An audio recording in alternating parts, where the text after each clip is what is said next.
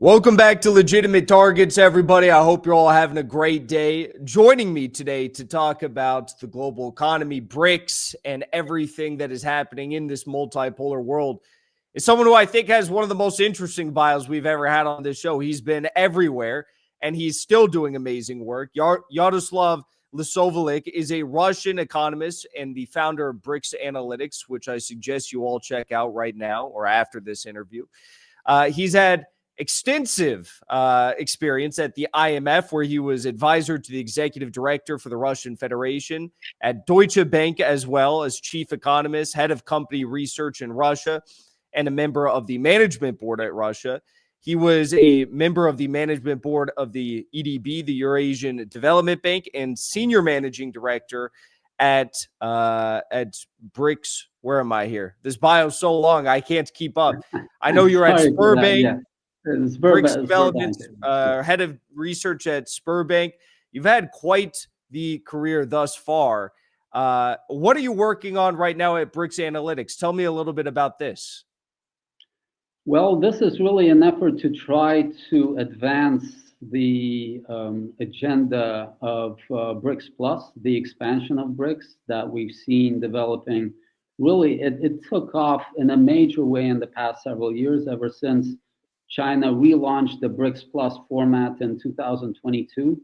So I'm really looking into what are the potential modalities for this BRICS Plus expansion to unfold further, how it could develop, how it could be supported in terms of various policy frameworks. I'm working on and I'm trying to devise new concepts, including perhaps this whole debate about the institutionalization of BRICS and the possibility of improving some of its,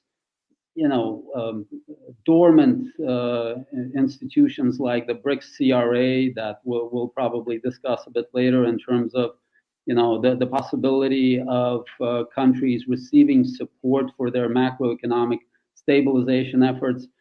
I'm working on a concept of a BRICS troika. So just like the G20 has a troika, meaning the presidencies of the past year, the current year, and the next year, the same concept perhaps could be used, the same mechanism by BRICS. Then the connectivity with other organizations could improve because they use the troika mechanism. So I'm trying to devise new concepts. That's the bottom line. And I'm hoping that BRICS really enters into a phase of pragmatic development. I think we're seeing signs gradually that this is starting to be finally the case. And I'm trying to devise new concepts primarily in this macroeconomic, economic area.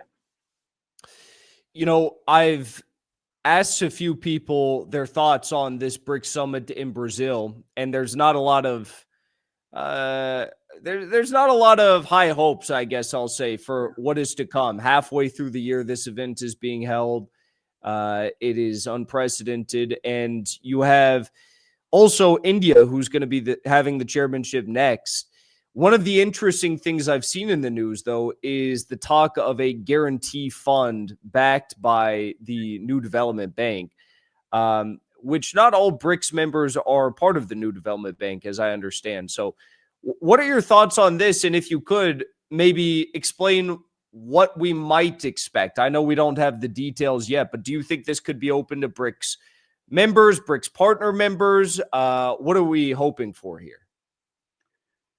So this is a fund that is to guarantee investments from the private sector. So it's essentially one of the mechanisms that is to fill the gap that we currently observe in the functioning of the New Development Bank. The New Development Bank of BRICS is going to administer this fund.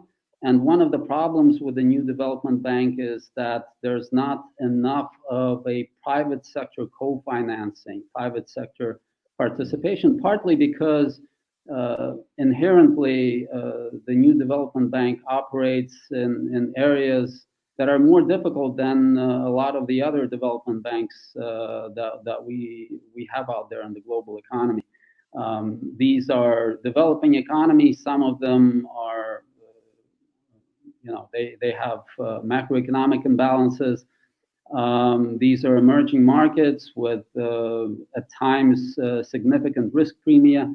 So it makes sense, this whole initiative to have that guarantee fund that would lower the costs and lower the risks for investors to co-finance projects undertaken from the new development bank. There were estimates that if there could be a dollar of financing coming from the new development bank, there could be a multiple, several times more than that, coming from the private sector if you have a bit of a reduction in these risks. So I think this is a mechanism that was proposed by Brazil. It makes sense. I think it does address one of the inherent weaknesses that we have seen thus far in the operation of the new development bank. I don't think it's going to be a complete deal breaker in terms of a paradigm shift in terms of the financing that is provided for the BRICS economies, but I think it is in the right direction, and hopefully it will be complemented by further steps in other areas.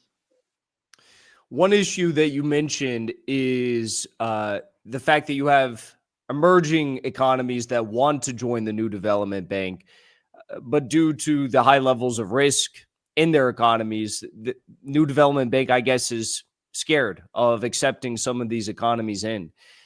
At least that's how it's been described to me. What would be the downside of taking in small countries who have, yes, a lot of risk, but due to the fact that they're so small, they might not really have much of an impact on the broader NDB? It seems like it'd be a no-brainer to me, but you still have countries like Iran, which are not accepted. Countries I could think of in Africa, like in the Sahel states, which seem like primary candidates to possibly join this, but there's fears around it. Sure. So there's the issue of economic risks. There's the issue of every development bank essentially wanting to accept countries that will increase its investment rating, right? Its credit rating. So the better the credit rating of the countries that you accept into your ranks, the better your overall credit position, your credit rating. So one of the steps in this direction was the acceptance of the United Arab Emirates, that of course has a great credit rating, and accordingly it contributes capital to the bank, and accordingly improves the overall credit position of the bank. In terms of small countries, yes, you do see some of that process underway. For example, relatively recently, there were discussions between the new development bank and Uruguay, one of the best economies, I would say, but a small economy in Latin America. And there, the process has been taking quite a lot of time because it is yet to be finalized by the legislature. So one problem may be the risk aversion on the part of the new development bank to some degree, but another issue is that this is a political process that takes some time. And for a country like Uruguay that is trying to kind of balance geopolitical risks, they essentially try to send the signal that by joining the new development bank, they're not joining BRICS core, and the two kind of categories are not equivalent. So we're also seeing caution on the part of the countries that are trying to join, or thinking about joining the new development bank.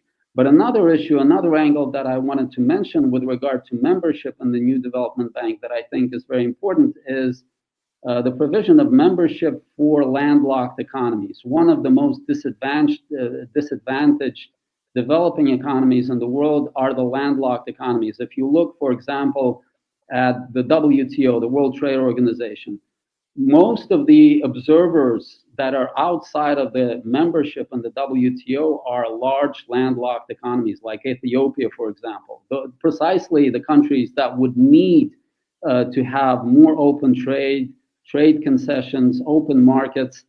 The current system does not provide enough benefits and not enough of conditions for these economies to develop successfully. So the new development bank could address these weaknesses in the current system by accepting such economies and connecting them and pursuing connectivity projects.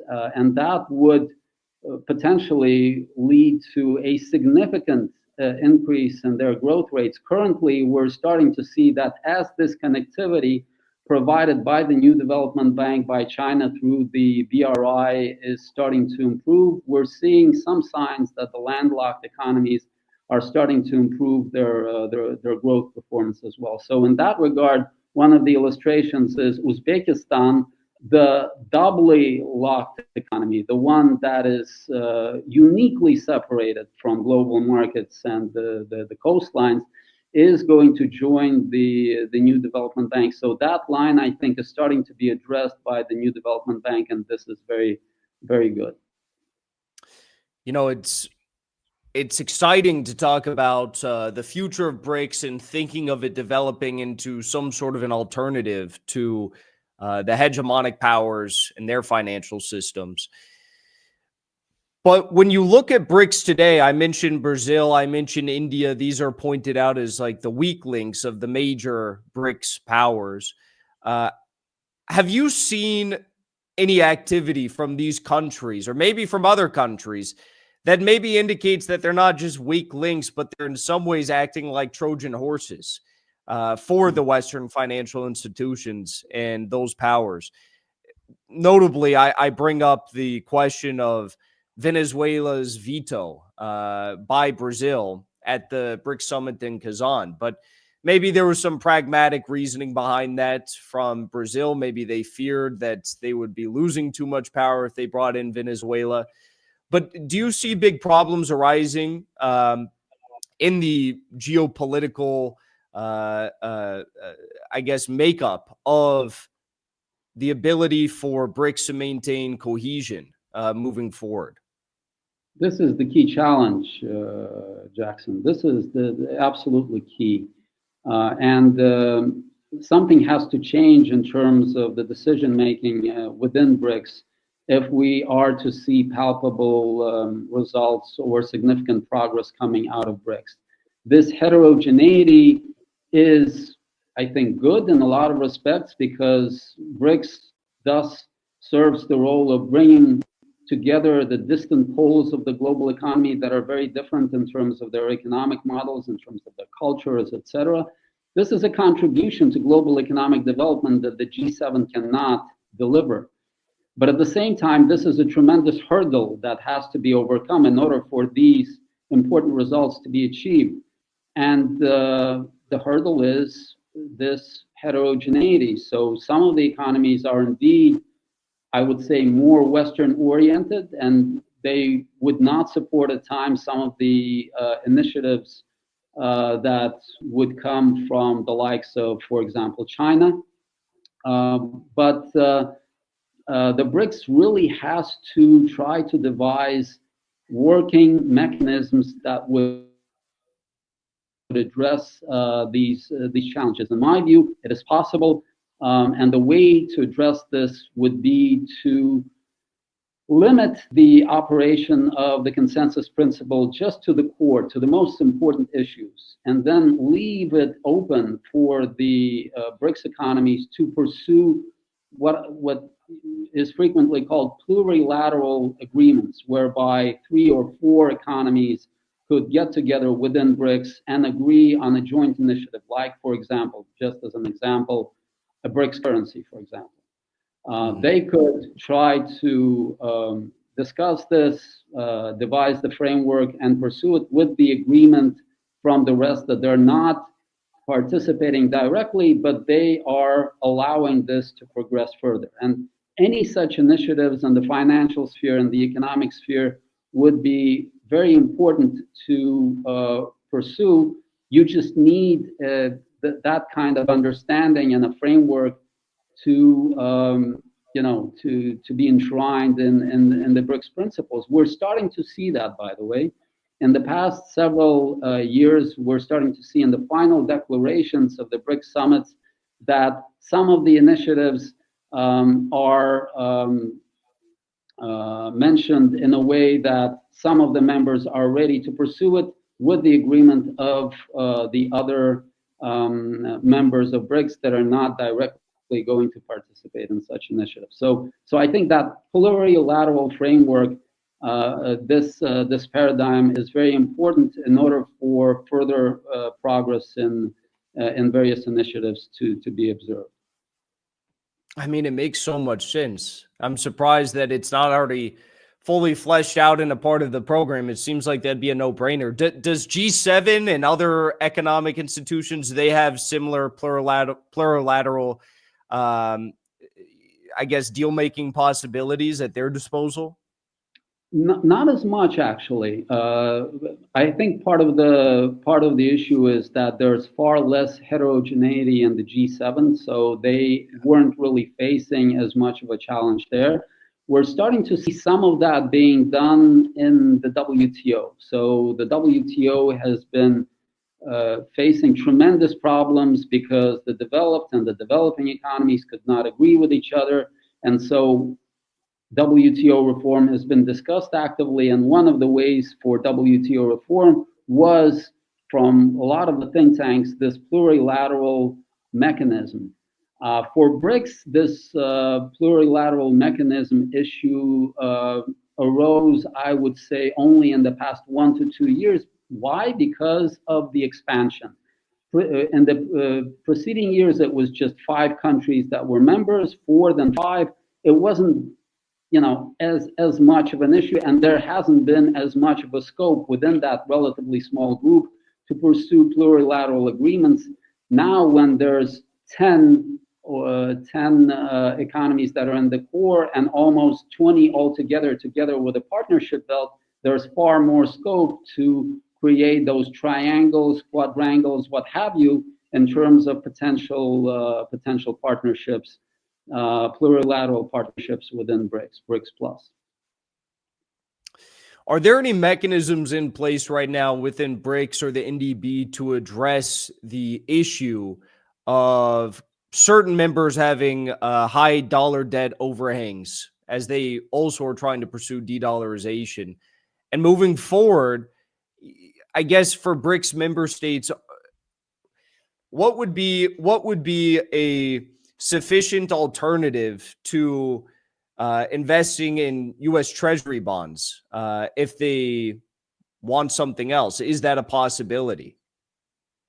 Well, I'll start with that. I think this is a necessity, and a necessity in terms of simply giving more optionality to BRICS economies, to the global economy as well. I think this is precisely the optionality that the world economy is severely lacking, and the BRICS could be the provider of that greater optionality in terms of new reserve currencies, in terms of new investment instruments, including panda bonds, for example, the bonds in yuan that are increasingly frequently issued by the new development banks. So the activism is starting to be there. But in terms of the dollar debt, I think a lot has to be done by the economies themselves to get their macroeconomy into shape, and to make sure they can control the fiscal deficit in such a way that it's not a runaway deficit, and accordingly an accumulation in debt. So this is very important. You would want to see a mechanism emerging from within BRICS that would assist BRICS economies in that quest. And I think the BRICS CRA, the contingent reserve arrangement that has been completely dormant, hasn't done virtually anything, that is supposed to be something like an IMF, but a kind of, you would say, a benevolent IMF for the BRICS economies, providing macroeconomic support, providing the loans, providing technical assistance. That is not in place yet. So Brazil is working on this together with other BRICS economies. But really, the fundamentals, they have to be secured by the economies themselves. And I think in that regard, one of the mechanisms that we're starting to see that I think is quite important, and I've been writing about this for quite some time, also with respect to the US economy, is the sovereign wealth funds. The creation of sovereign wealth funds as a disciplining mechanism, it served Russia, for example, very well in terms of taming the growth in its debt and eventually repaying almost all of the public debt out there. So really strengthening the sovereign balance sheet in a significant way. All of the BRICS economies have a sovereign wealth fund, but one economy does not, and this is South Africa, arguably precisely the economy that needs it the most. So it is now working on something like this, and I've been proposing also a coordination mechanism amongst the sovereign wealth funds of the BRICS economies to create a platform for all of these sovereign wealth funds to coordinate their investments into various areas, including possibly the development of these alternative investment instruments that could be supported by investments from such a platform. So all of these steps, I think we're starting to see they're underway, but I think one of the central pillars here has to be the macroeconomic stability secured by the economies themselves. When you look at the economists who are leading the charge with all these sorts of different proposals within BRICS, within the New Development Bank, there's some who, and frankly, I don't know them personally, but there's some who talk about, I guess, BRICS, NDB serving as somewhat of a leverage opportunity, a leverage point against the Western financial institutions. Others, like Michael Hudson, Sergei Glaziev, they talk about these BRICS institutions serving as a complete alternative. From what you know, out of the economists that are having their voices and their proposals being heard, who do you think is winning out right now? Whose ideas are being heard and actually considered for implementation? Or is it not working like that at all? Am I totally missing the mark? That's a great question, Jackson. I really struggle to answer this question. I mean, I can't see of a Maynard Keynes or some gigantic figure that is driving a lot of these efforts. I think to some degree, a lot of these initiatives are to some degree behind the scenes at times, en coulisses, you would say, which I don't think necessarily has to be the case. I personally think there has to be a bit of a more open discussion on the part of BRICS about the potential initiatives, something that I think this year we saw with Brazil. That's my personal impression. I participated in some of these discussions, and Brazil was far more active than what I saw previously with engaging the civil society and inviting the statements and comments from economists and various other parts of the civil society. But quite truly, in terms of an economist having kind of a paradigm that he's trying to drive, and that being reflected in actual policy making within BRICS, so far I don't see that, to be quite frank. Well, it leaves open a lot of great opportunities, I guess. As a last question for you, this has been described to me as a means to try and keep Brazil interested in BRICS and keep them invested at the level they are. But you have Dilma Rousseff, who's been offered she's in the middle of her second term. I guess she didn't serve her full first term as the director of the NDB. But were you surprised by this, that Russia didn't take the mantle when it was their opportunity? And do you think that, does this position as director of the NDB, is it more of an honorary position, or does it have a lot of material impact that it carries with it? And if so, are you surprised that Dilma Rousseff is in this position? No, not really. I think that we've seen quite a lot of results achieved under her leadership in NDB, and I think for her to have development, that extension in the term makes sense. I think that could be actually an example of BRICS economies foregoing their term at times in the interests of the broader grouping. That I think again does make sense, especially now that I really believe that NDB is entering into a very dynamic stage of its development, whereby you're starting to see a pickup in terms of project implementation, and you're starting to see a significant increase in the number of countries that are being discussed as potential entrants and that are being admitted as entrants into NDB. So I think this is pretty much proper, and I think it will contribute to greater continuity in the operation of NDB, and I hope that it will also translate into stronger financial results by the end of her term. Well, thank you so much for joining me today, Yaroslav.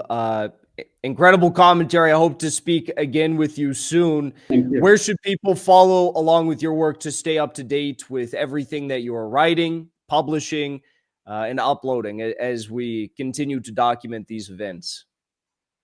Yes, thank you so much. That would be my website, www.bricsanalytics.org. Very good. Thank you so much for joining me. Thank you so much. Really appreciate it.